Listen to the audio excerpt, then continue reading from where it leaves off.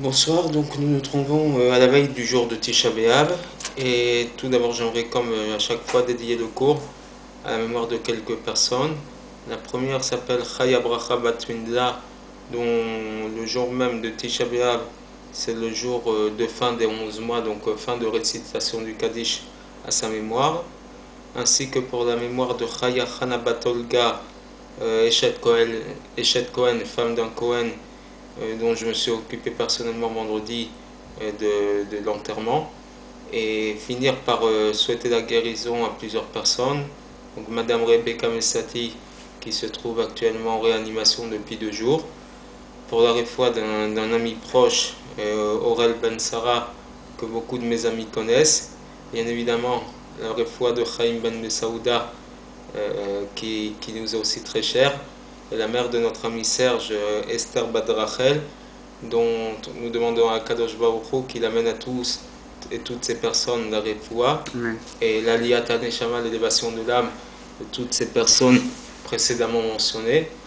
Et véritablement que en cette veille de Tisha B'Av, qui comme on l'a dit plusieurs fois est un jour très compliqué, peut-être le plus compliqué du calendrier juif, mais qui est en prévoyance dans le futur d'un des plus grands jours du calendrier, que Kadosh Baruch Hu transforme pour toutes ces personnes ce qui semble être des épreuves en des moments de joie, et qu'on puisse le voir et le vivre avec eux avec beaucoup de joie et de sérénité. Amen. Donc ce Shabbat qui va s'appeler le Shabbat Vaetranan, en même temps le Shabbat Nachamu, du nom de la Haftara, où Akadosh Baruch Hu nous dit Nachamu, Nachamu Ami, consoler, consoler mon peuple, une double consolation, un double terme de consolation.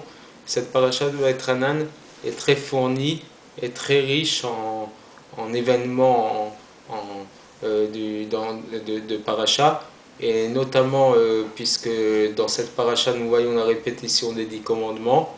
Et si je voulais faire un petit quiz, je poserais la question combien de fois dans l'année nous lisons les 10 commandements, et la réponse serait de 3 fois, puisque la première fois se trouve Parashat Yitro, qui est cher à nos amis tunisiens. La deuxième fois c'est donc Parashat Vaetranan, puisque Moshe Rabbeinu répète les 10 commandements avec des petites variantes, puisque lorsqu'il rappelle le Shabbat, au lieu de dire le mot Zachor et Yom Shabbat et Kadesho, souviens-toi du jour du Shabbat pour le sanctifier, nous disons, le terme c'est Shamor, observe le jour du Shabbat pour le sanctifier.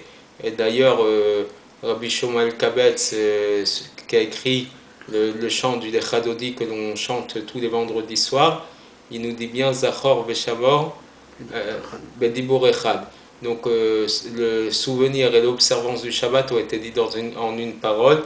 Et ce qui est intéressant de remarquer, c'est qu'il y avait un rave qui tous les vendredis, il amenait à la table de Shabbat 2 hadassim, 2 myrtes, une pour Zachor et une pour Shamor. Pour mettre une bonne odeur à la table de son Shabbat. Et donc ces 10 commandements sont répétés par une variante, et c'est important d'être présents tous ce Shabbat à la synagogue pour écouter les 10 commandements. Une des autres choses qui est rapportée dans cette paracha, c'est la fameuse profession de foi que tout juif doit connaître, c'est le Shema Israël, Hashem Elokeinu, Hashem Echad. Donc ce verset qui fait référence dans les prières de tout juif qui se respecte, que l'on récite au moins normalement une fois par jour, si ce n'est 3 fois, où on dit « Écoute Israël, l'Éternel est notre Dieu, l'Éternel est un ». Et c'est par ce texte que nous reconnaissons l'unicité de Dieu, et c'est par ce texte que c'est un texte de référence, c'est par ce texte que l'on ferme les yeux avant de quitter ce monde. C'est ce texte que l'on récite si que Dieu nous préserve, nous sommes censés donner notre vie, les man Hashem, pour sanctifier le nom d'Hachem. Donc c'est ce texte qui termine et qui fait référence dans la vie de tout juif. Donc s'il est répété dans cette paracha, ça rehausse encore le niveau de cette paracha. Mais le nom de la paracha elle-même nous met déjà dans le ton. Vaetranan, le Midrash nous dit, qui veut dire j'ai supplié l'Éternel, c'est Moshe Rabbeinu qui le dit, il supplie à Kadosh Baruch Hu de rentrer en terre d'Israël. Et lorsque l'on fait la Gematria, pour expliquer ce que c'est qu'un peu la Gematria pour ceux qui ne savent pas, c'est numériquement retrouver toutes les lettres, chaque lettre de l'alphabet hébraïque a une valeur numérique. Donc lorsque l'on fait la numérologie du terme Beit Hanan, ça fait 515. Et 515 correspondent aux 515 tefilot, 515 prières que Moshe Rabbeinu a adressées à Hachem pour pouvoir entrer en terre d'Israël. Mais étant donné que le projet divin était que Moshe Rabbeinu ne puisse pas rentrer en terre d'Israël, parce que si Moshe Rabbeinu était rentré en terre d'Israël, finalement Mashiach aurait été obligé de venir. Et comme ce n'était pas le moment pour que Mashiach se dévoile, donc entre autres raisons, c'est la raison pour laquelle Moshe Rabbeinu n'est pas rentré en terre d'Israël. Mais donc en tout cas, Moshe Rabbeinu a supplié, a prié, a demandé à Kadosh Baruch Hu de pouvoir rentrer en terre d'Israël. Comme quoi, il n'y a aucune limite à nos prières. Même si une fois la prière n'est pas, on a l'impression qu'elle n'est pas acceptée, on peut faire un nombre de prières incalculable et illimité, parce qu'Akadosh Baruch Hu, peut-être qu'à final, il acceptera nos demandes. Et comme je l'ai dit, ce Shabbat s'appelle Shabbat Nachamu, donc du terme de la consolation qui est rapporté dans cet Haftara, ce texte d'Isaïe 40, chapitre 40, à partir du verset 1, où il dit Nachamu, Nachamu Ami. Dieu nous console à travers la prophétie d'Isaïe en disant consolez, consolez mon peuple, une double consolation, une consolation doublée. Et donc, on voit bien que c'est le Shabbat qui suit tout de suite Tisha B'Av, où on apporte la consolation à la destruction du temple. Le rapport à la Géoula, donc à la délivrance, on l'exprime au début de notre paracha, lorsque Moshe Rabbeinu donc demande à rentrer en terre d'Israël, Ba'etranan Hashem, j'ai supplié Dieu en lui disant, Eberana vere et aretz atova, fais-moi passer que je puisse voir la belle terre que tu as promis à ton peuple. Et d'ailleurs, le cadeau entre guillemets que Dieu fait à Moshe, c'est qu'il le fait monter sur la montagne pour qu'au moins il puisse voir la terre d'Israël de loin, même s'il ne peut pas rentrer en terre d'Israël, au moins qu'il puisse avoir un petit aperçu de ce que c'est que la terre d'Israël. Akadosh Baruch Hu nous fait des petits cadeaux, même si concrètement il ne va pas y rentrer, mais au moins il sait de ce qui va se passer pour son peuple. Et nos sages nous disent que le désir de Moshe en rentrer en terre d'Israël était tellement fort, tellement puissant, au point d'avoir fait les 515 prières qui correspondent à la valeur numérique du mot Va'etranan. Donc 6 plus 1 plus 400, 8 et 2 fois 50, pour juste détailler les lettres, les valeurs numériques des 6 lettres du mot Va'etranan font 515. Et les livres, les Midrashim, le Midrash Rabbah notamment, nous expliquent que si Moshe était rentré en terre d'Israël et construit le Beth Amikdash, le temple n'aurait jamais été détruit, mais il aurait existé externellement, il aurait été existant sans aucune destruction possible, comme ça va se faire d'Atid Dabo lorsque Mashiach viendra. Et donc, on voit bien que les supplications de Moshe soulignent son désir ardent de la Géoula vers la délivrance future et complète. Ce Shabbat Nachamu se passe très proche, très près du jour du 15 Av, sur lequel nous disons, et qui tombera cette année le lundi suivant, oui. Donc qui tombera le 22 juillet, et sur lequel nous disons dans le texte de Masechet Ta'anit, Lo hayu yamim tovim leIsraël kechamisha asar be'av et que Yom Kippour. Il n'y a pas eu de meilleur jour Yom Tov pour Israël comme le 15 Av et le jour de Yom Kippour. La qualité du 15 Av par rapport aux autres fêtes, c'est qu'elle tombe tout de suite et immédiatement après le deuil et la souffrance de Tisha B'Av, du 9 Av. Et comme ça on exprime la Liya, l'élévation de niveau qui vient après la Yerida, donc la descente, la Géoula qui vient après le Khurban, après la destruction.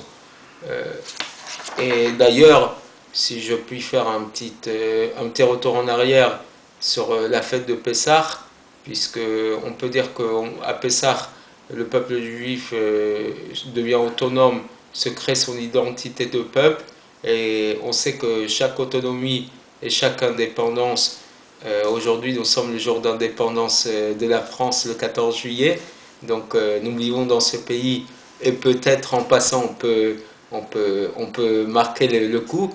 Chaque jour d'indépendance et l'indépendance de fait d'un peuple se fait de fait passe par des moments de difficulté. La guerre de 48 en Eretz Israël a provoqué la guerre d'indépendance, a précédé la création de l'État. Les États-Unis, avant de devenir un peuple autonome, a dû faire la guerre de sécession. Et chaque peuple, avant de se créer son autonomie, doit passer par des moments de difficulté. Et donc, dans la Gada de Pessah, qui est donc le moment qui marque l'autonomie et l'indépendance spirituelle du peuple juif, juste avant de boire la deuxième coupe de vin, on nous rappelle Venodel Chadash. On nous dit nous te remercions pour le chant nouveau que l'on vivra au moment de la Géoula future. Et on ne dit pas la Shira, le chant féminin, mais on dit un chant au masculin.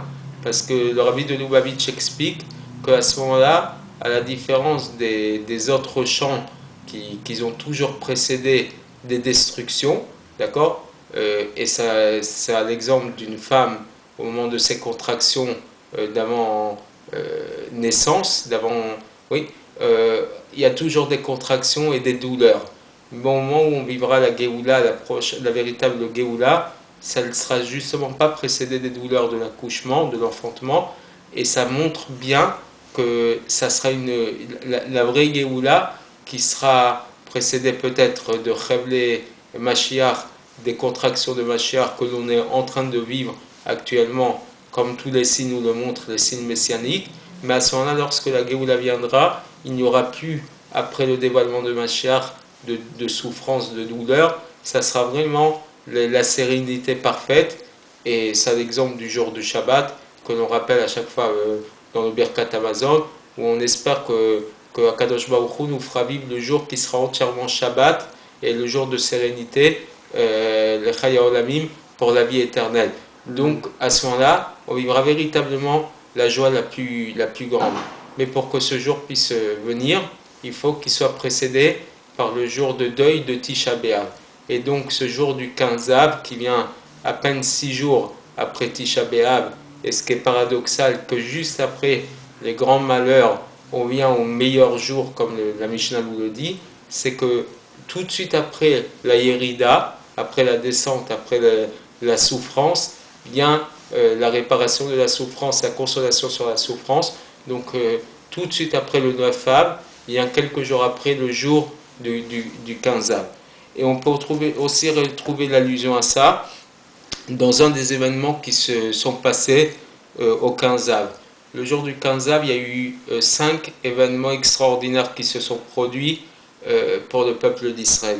Et l'un de ceux-ci, rapporté dans le Talmud, Tanit 30 verso, le Talmud nous souligne que le jour du 15 Av, Kalubo Betemidbar, pour faire un petit passage historique, pendant les 40 ans que les Béné Israël ont passé dans le désert, Akadosh Baruch Hu donc a décidé, année après année, à détruire cette génération du désert, puisque c'était leurs enfants qui devaient rentrer en terre d'Israël. Et le Talmud nous raconte que donc pendant ces 40 ans, chaque veille de 9 Av, les enfants d'Israël creusaient leurs propres tombes et ils se couchaient dans les tombes pour pouvoir, s'ils devaient mourir, qu'on puisse directement les enterrer sans que ça fasse trop de difficultés. À la 40e année, comme pendant les 39 années précédentes, ils ont creusé ces tombes pour s'enterrer dedans.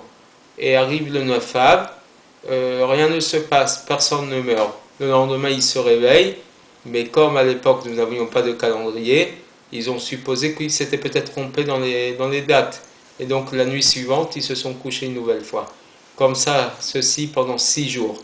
Lorsque dans la nuit du 15 Av, ils ont vu que la lune était pleine, ils ont dû se rendre à l'évidence que c'était l'année où cette Magefa, cette épidémie de mort, s'était terminée. Et rétroactivement, ça a été fait que le 15 Av est devenu un jour de joie.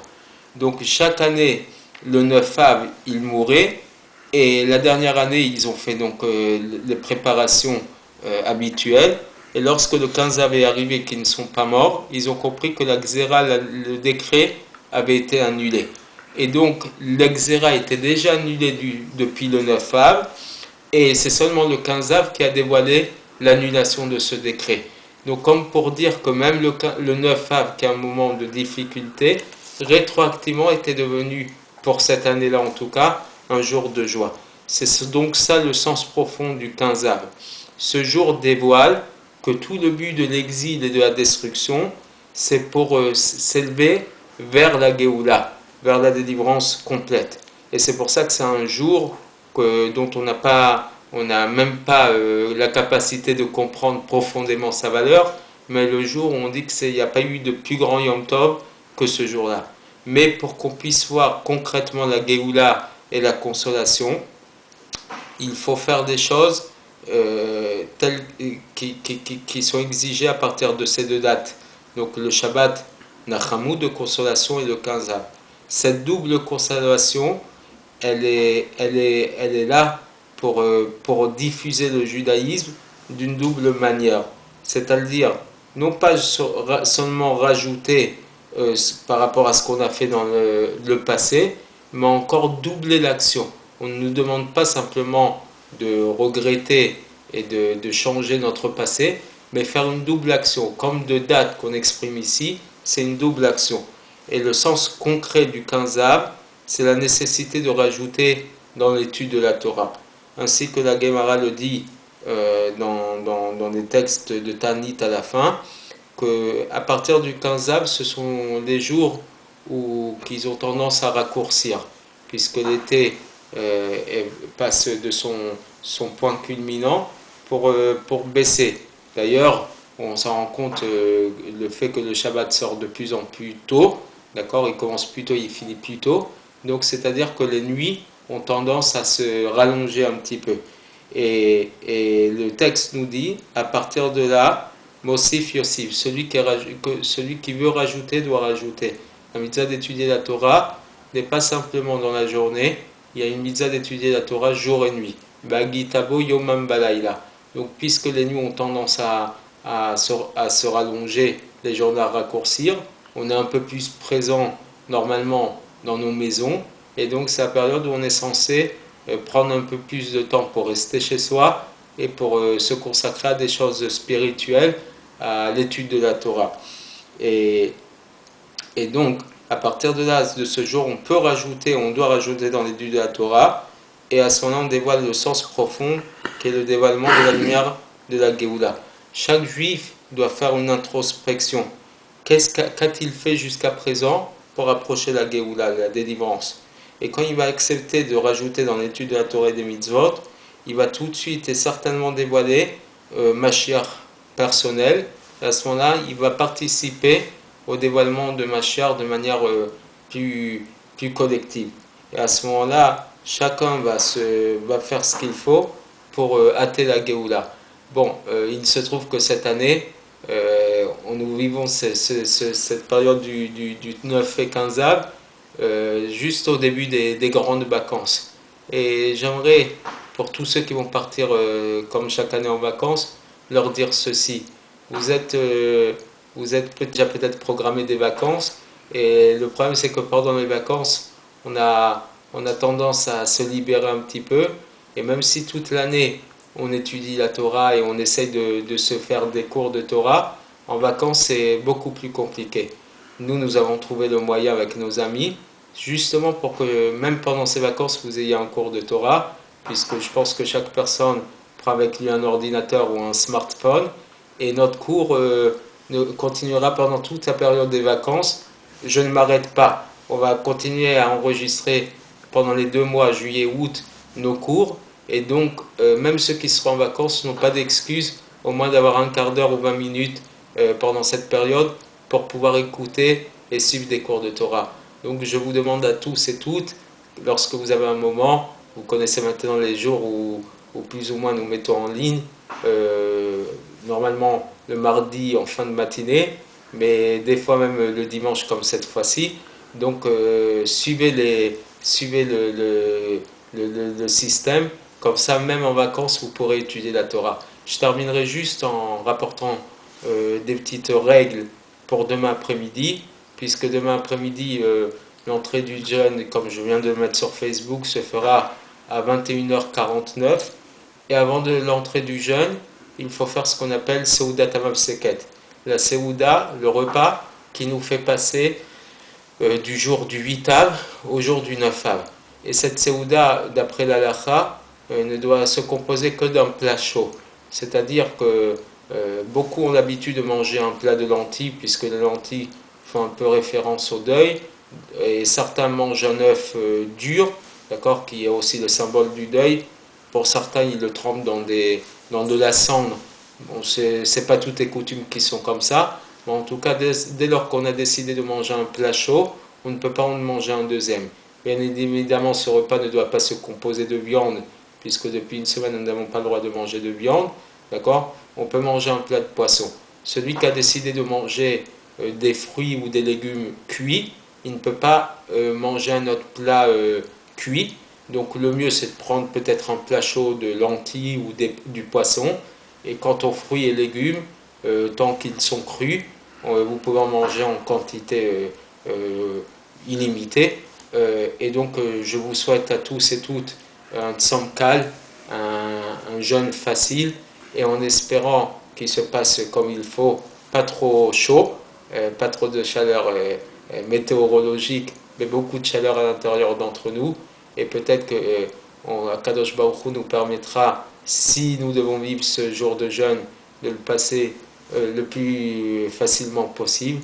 Mais j'espère vraiment qu'Akadosh Baruch Hu aura décidé d'attendre la venue de Mashiach et qu'on puisse faire ce jour de Tisha B'Av, non pas à Paris dans la chaleur, mais dans le troisième temple reconstruit dans la chaleur de Yerushalayim, de Jérusalem, et tous ensemble avec beaucoup de joie. Shavua Tov et à la semaine prochaine.